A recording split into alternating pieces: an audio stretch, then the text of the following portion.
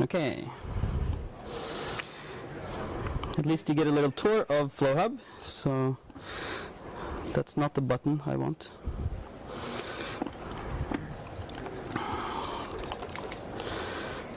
And we are not on localhost.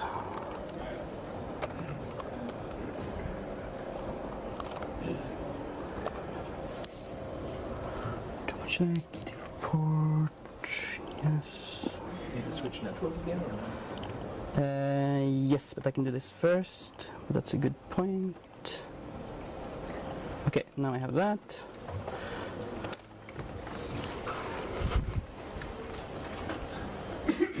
Yes.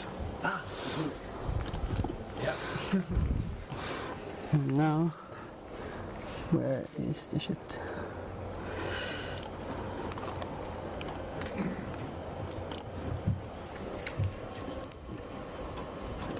Sorry, my browser doesn't support it. I deactivated Java. Okay. Okay, we are connected. So that's a good start. Okay, if you need help, I'm there. Things here look all right. Is my sound okay? Yes. So about the setup, since I'm doing demo, there is some IoT devices here. Just dev board, ESP8266, another one, Node MCU, so same chip. They're just connected to battery, and they're all on Wi-Fi. It's using my phone as a hotspot, kind of bridging it, because this is actually a nice portable way. Then you don't have to like reconfigure your devices. Just it works for a kind of personal work. And we're using MQTT to communicate. The broker in MQTT, which those things are talking to, is running on my laptop. Normally that would be your IoT gateway, could be a Raspberry Pi, could be a router, whatever. And then on my kind of developer machine, in this case is this one, which is very unfamiliar to me with the ASCII keyboard and stuff. We have kind of our development environment. So this is actually a little bit good that we had to do this switcheroo, because it's showing now that I'm on a different device doing the UI parts than the actual runtime. This is a normal case where in the deployment you're not going to have a full IDE and this kind of stuff on your Raspberry Pi or whatever. You might not have a screen and so on. So I'm connected over WebSocket to that stuff. Okay. So I hope we will have some devices. Yes.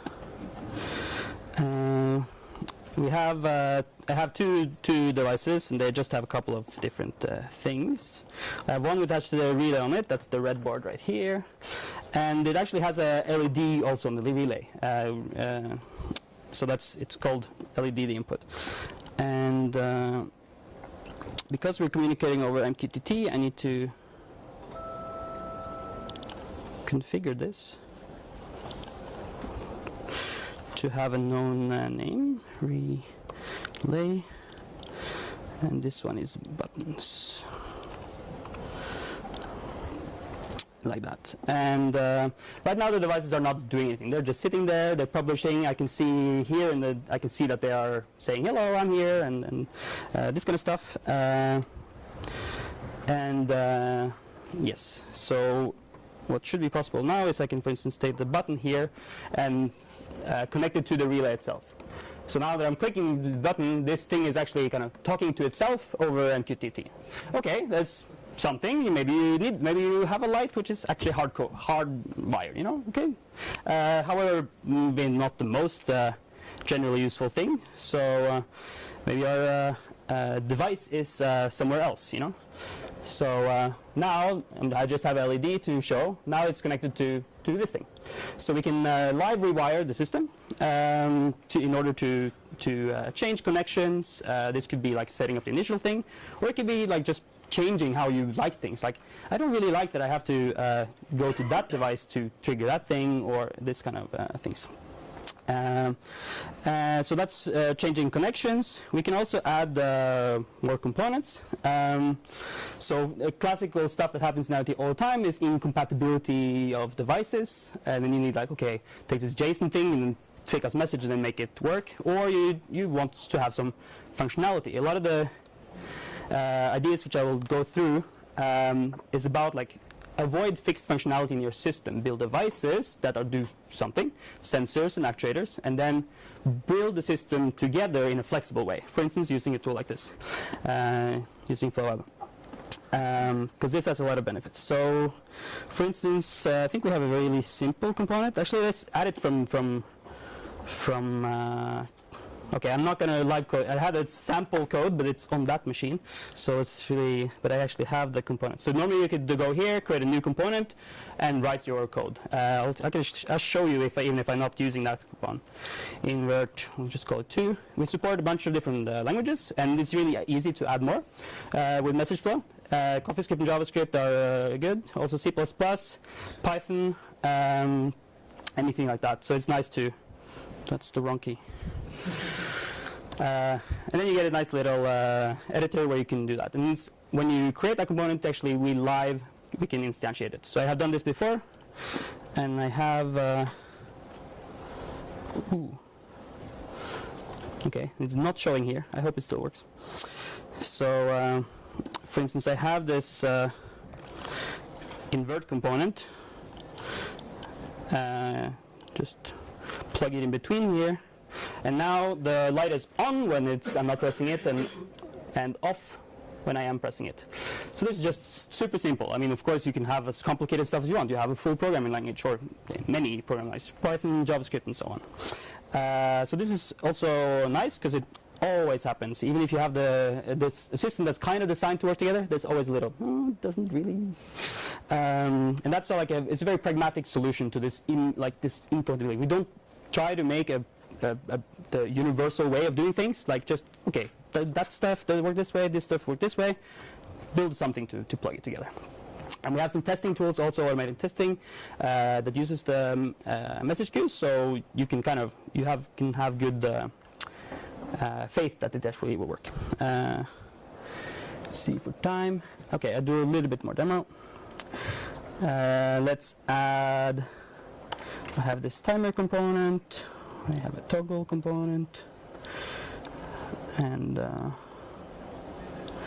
in general in Msgflo, the participant shouldn't do much when they are, so now nothing happens, but if I specify an interval, 100 milliseconds, now we have this blinking light, whatever. So that's actually a stateful component. It remembers, okay, we were off before, now we need to go on, and so on.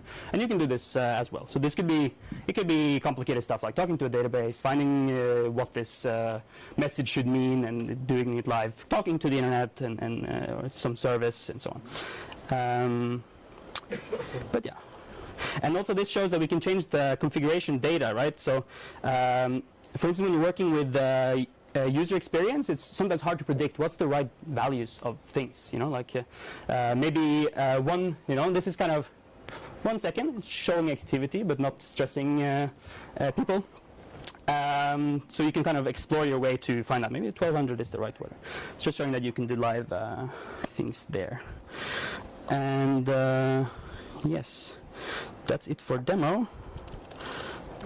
And since I've been so demo focused,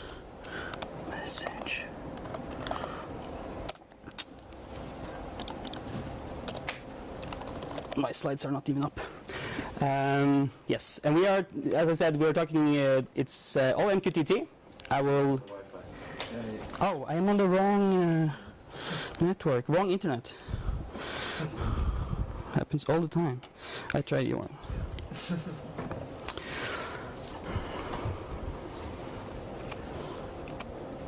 Yes, and so this is where you find the source code for Msgflo. We also have a new website now, Msgflo.org. I put my slides here because that's nice. I hope there is a PDF reader. Chrome is my PDF reader. Okay. So yes, so the typical way you do MQTT communication, you're sending on some topics, and they have names, and depending on both on the send and receive, and then your system can't do anything else. So instead, what we do, so you have a system that can only do basically one thing, and you can't see how is it working, where is it sending stuff. It's all digged into the code. Using FlowWeb, you can see it easily. And how it works, we send. For instance, we send. The button sends on button something, not directly to the motor or the light, because this way it kind of has its own namespace, and then something else like FlowHub, or you can use a hard-coded list of queue mappings or whatever, connects them together, and this gives you the flexibility to reorganize it. And with Msgflo you can do it live, which is nice. In addition, we send a discovery message. So we send information, each device sends information how describing itself, like what is the component. This is kind of like, so I can have many of the same components. They are each in a different role. So one can be a light button, one there is a motor button, one is so this is reflecting their purpose, but it's not hard-coded, so you can still like rewire. And then it says something about its ports. So like this is a kind of data flow, flow-based programming model for how to do the queues. So the MQTT queue is actually this thing here. So that's how on the wire it's communicating. And then, yeah, you can use this little FPP DSL to connect things together. Here I'm connecting the pressed state of a imaginary button to a start of a motor. And the motor could say when it's running, there's a, say to another LED, lamp that makes it red, the warning, so that you know that it's potentially dangerous and so on. You can use this tool to set it up. So that's kind of how you would, that's without the live and visual programming part. And, but what about devices that don't talk Msgflo? As long as you talk MQTT or AMQP, which we also support, you can kind of declare this information about how it works separately in a YAML file, and then you can have this tool send it on behalf of the device. So this is a way to have your existing MQTT things appear and be connectable in this way. Of course, sometimes they are hard-coded. They're sending, then there's not much you can do. Then it's an incentive to maybe change that code and make it. And yeah, as I said, we can do live programming, as I demonstrated. Then you run Msgflo with your initial graph, so like what's the basic stuff. You open your browser. As I said, this computer I've never touched before. We just load the browser and connect to the right IP address, then you can do it. The nice thing is all the connection information is in a URL. So we're saying, okay, please open the IDE, app4.io, and please IDE connect on WebSocket to this address. So you can actually have a QR code or NFC token where you go blip, and it comes up directly on your tablet, your laptop, or whatever. So that's nice. Of course, you just need to send this discovery message to make stuff work with Msgflo and talk MQTT. But there are also these convenience libraries which you can use, which make it nice and easy. We have JavaScript and Node.js, NoFlow, it's another visual programming environment, a visual programming runtime that FlowHub can use. C++, Python, Arduino. I'm using the Arduino here. I used Python in the example, and one other example was JavaScript. We have a Rust one, which currently only supports AMQP. So that's yes. So for the current status is that the programming model, we've actually been using this a lot, like how this is set up together in on backend services for cloud systems, and there we're using AMQP, and that's really well tested. We're running millions of jobs every week through the system, and it works really well. We're primarily using the JavaScript and NoFlow libraries. That's really battle tested and works well. MQTT we haven't used so much yet, so it's a little bit rougher. We have some small deployments in hackerspaces, so of MQTT with Msgflo in Seabase in Berlin and Bitraf in Oslo. So like we know you can use it for stuff. Live programming, like a demo now, is not so much tested, but it's also not part of the the core production system. We stay out of there as much as we can. So it's not, maybe the developer doesn't have the best experience, but the system works.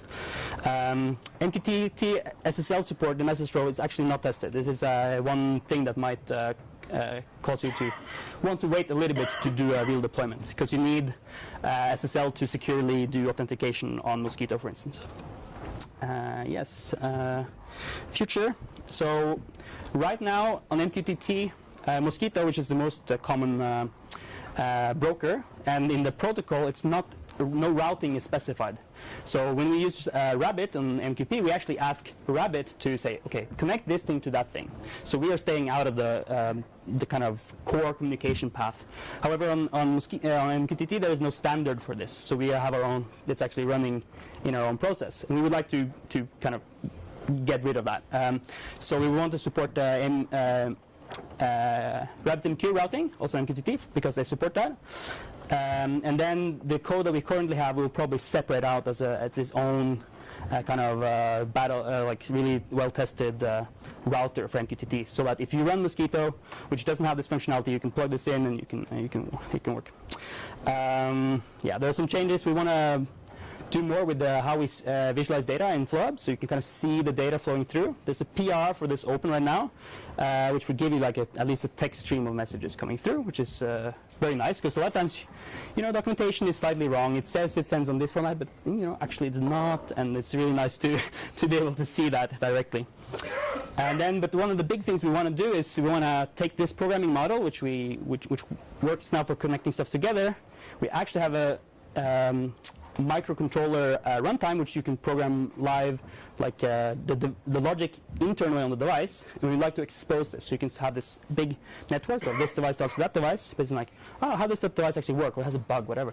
You go in to that node, and then you see the network inside, and you can change it. So that's the big things. And also, we have a couple of tiny changes we would like to do to the protocol before we call it Msgflo 1.0, because that would be a stability point. So we would like to get some minor fixes, actually just renaming the queue and some small conventions. So yes, that's it. Questions? Just what's the front end of FlowHub there? That's Repeat the question. yes. What's the front end? That's FlowHub. It's an open source IDE. It's running completely in the browser. So that's why it works when I'm not on the internet and this kind of stuff. And it's also offline capable. So you find that that's under FlowHub/NoFlowUI is actually the code. It should be renamed, but you find that there. And you can use that to target other things. The microcontrollers. You can do sound programming with it, image processing with it, and stuff like this. So that's, yeah. Go. Do you support MicroPython on the ESP, or how do you? No. Well, it's like if you would send that discovery message, that little JSON thing. Could you repeat the question? Sorry, if we support MicroPython on the ESP. We don't, but if you would use the existing MQTT support in MicroPython and just send that JSON, it will work. Yes, you said that communication encryption has not been tested, SSL has not been tested. Yes. Has it been implemented and not tested, or is it Yeah. something that... The question was, SSL has not been tested. Is it implemented and not tested, or like nothing started? We are using existing libraries for MQTT support. So they have SSL support, both in Node.js and Python and so on. So we're using PAHO and Python and so. So like base stuff is there, but it could be that our small conventions trip something later up. So I think it's literally like a couple of hours on each place making sure it works and documenting. Thanks. Other questions? Again? Have you looked at, on the SSL topic, have you looked at Curve 25519, which is way slower and way lighter than SSL? I mean, on the ESP there is no support for HTTPS, as far as I tried. But there are libraries for Curve 25519, Yep. which can provide encryption in a lighter way, especially for those light CPU Yep. devices. So on ZeroMQ, for example, they use Curve and tiny tweet and ACL by default, which makes tweet and ACL for the libraries. I've seen some for Arduino.